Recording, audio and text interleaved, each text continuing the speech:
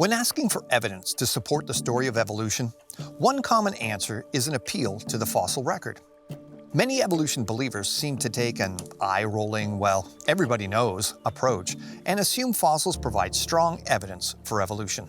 So commonplace is the idea, and so commonplace are many in this belief, atheists will sometimes wear t-shirts bearing the phrase, "We have the fossils, we win," almost as if they believe fossils themselves are proof of their naturalistic story of origins.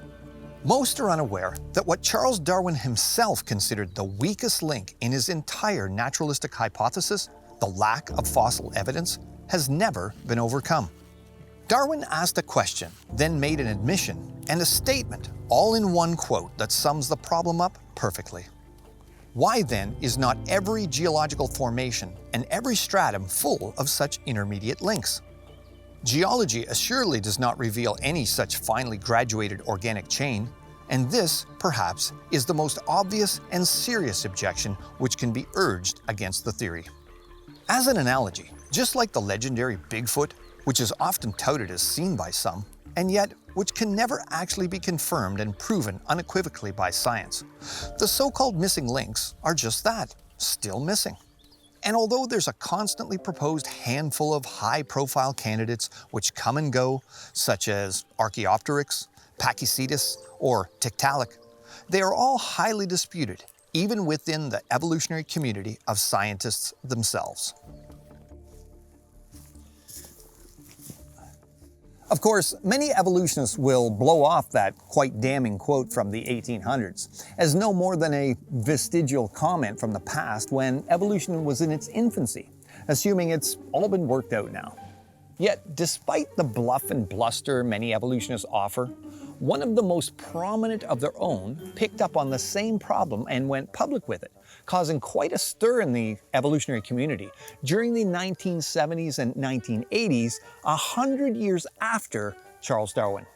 No less than the eminent American Harvard professor, Stephen Jay Gould, paleontologist, evolutionary biologist, and historian of science, spilled the beans in spectacular fashion when he began questioning the very same fossil record evolutionists and atheists like himself were parading as proof positive for evolution, and more specifically, a reason to reject the Creator God and His written revelation to humanity, the Bible. As one of the most influential and widely read authors of popular science of his generation, a self-confessed atheistic Marxist, and one of the world's foremost evolutionists, Gould could not be described by anyone in the evolutionary community as coming from a biased creationist viewpoint when he offered his honest and expert assessment of the fossil record with statements like the following. The extreme rarity of transitional forms in the fossil record persists as the trade secret of paleontology. To preserve our favorite account of evolution by natural selection, we view our data as so bad that we never see the very process we profess to study.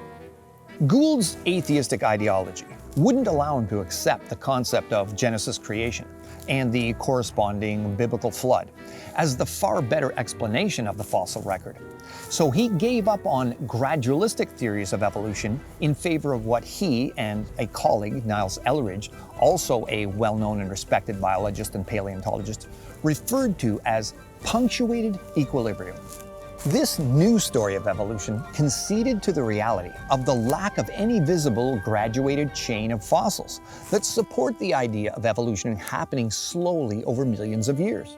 But rather than admitting this lack was problematic for the evolutionary narrative, it asserted that evolution happened quickly over millions of years, in sudden bursts that occurred periodically throughout the supposed long ages. And this was the proposed reason why the fossil record looked the way it did, as if each kind of creature appeared fully formed. Gould's idea was that evolution took place so quickly that you wouldn't expect to find it in the fossil record, which is very convenient indeed. This hopeful monster hypothesis had been proposed previously by other atheist types like Bertrand Russell, claiming that perhaps large-scale, sudden changes could develop through the power of X-rays and altered genes. Otto Schindewurf developed these ideas in the 1930s, and they were also promoted in the 40s by Richard Goldschmidt. But to most, it seemed absurd and immature, almost comic bookish in its presentation. Kind of like gamma rays somehow turning the fictional Dr. Bruce Banner into the Incredible Hulk in a sudden transformation. It looked good in comic book fiction, but like all evolutionary ideas, it made for poor science. For example, Schindewurf proposed that the major evolutionary transformations must have occurred in single large steps, such as a reptile laying an egg from which a bird hatched. The sheer absurdity in the suggestion that macromutations might cause major evolutionary transformations between kinds of creatures instead of a more gradual process was why it was widely mocked, hence the name the hopeful monster hypothesis. Regardless, Gould's stature and the much more scientifically sounding punctuated equilibrium terminology certainly helped this new story of evolution to be promoted more vigorously. And the admission to why it was being proposed was promoted as well, much to the horror of many of their fellow atheist and evolution believers. The general preference that so many of us hold for gradualism is a metaphysical stance embedded in the modern history of Western cultures. It is not a high-order empirical observation, induced from the objective study of nature. Phyletic gradualism was an a priori assertion from the start. It was never seen in the rocks. It expressed the cultural and political biases of the 19th century liberalism. What Gould was willing to admit is that the story of evolution itself, based on an anti-God bias, drove conclusions that were not represented by a simple examination of the facts.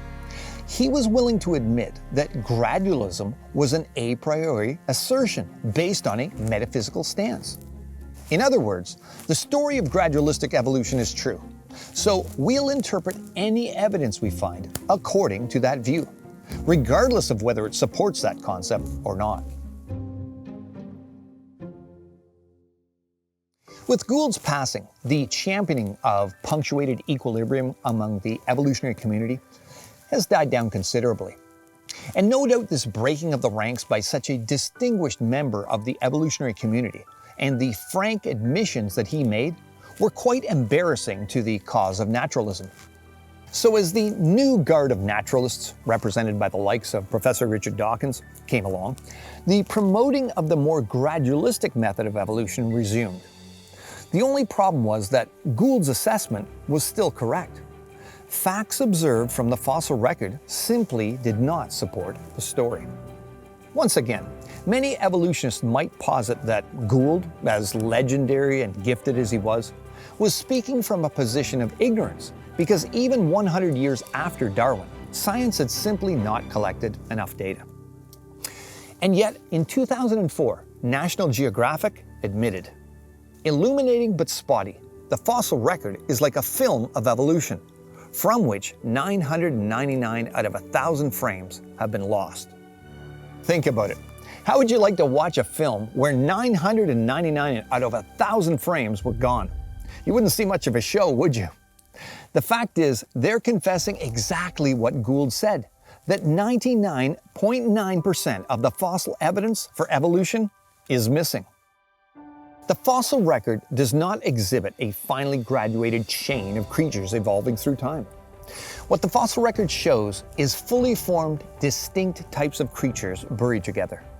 All animals and plants appear suddenly in the fossil record and are not preceded by continuous transitional stages, which is great evidence that these creatures were created, fully formed, and later buried rapidly in the Great Deluge, all described in the book of Genesis.